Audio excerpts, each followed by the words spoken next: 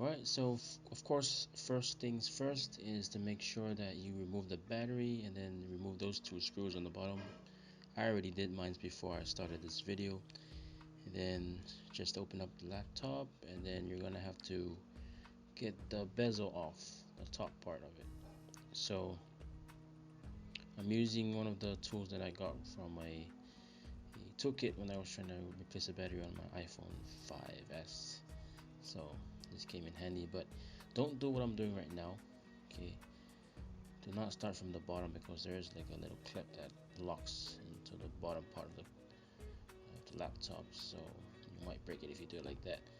So pretty sure I'm gonna do it the right way, which is right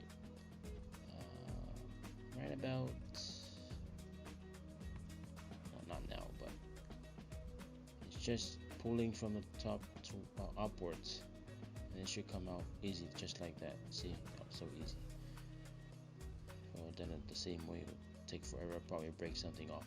So 2 more screws on the keyboard, and then just have to slide it upwards, same way as we did it with the bezel.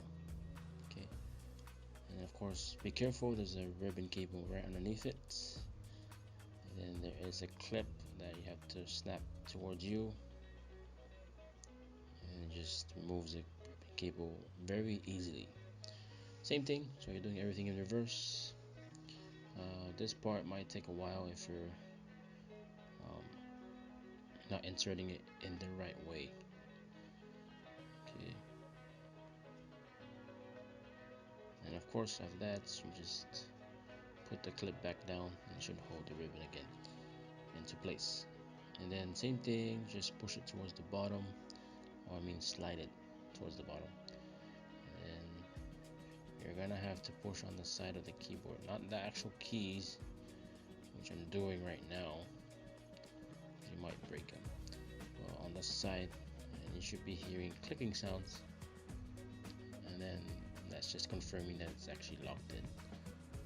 Okay, and though I haven't put the bezel back on because I need to test it first, so put the battery back in so you can test and see if it works. Hopefully, this is my first time putting it in this laptop.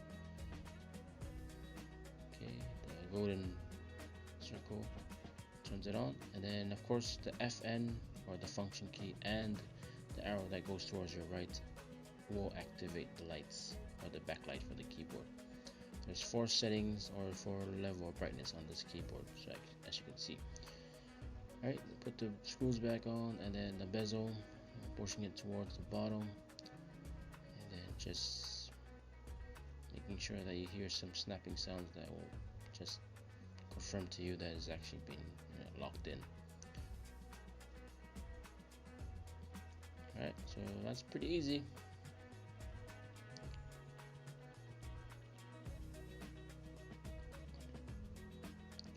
Alright, so that's it. Looks really good at nighttime, especially if you prefer the lights off, and then it's easy to see your keys. So that's why I wanted this keyboard. Okay, is to be able to know what you're doing at nighttime. Okay, so don't forget to subscribe, and also hit that like button if you enjoyed this video. If you have any questions, let me know.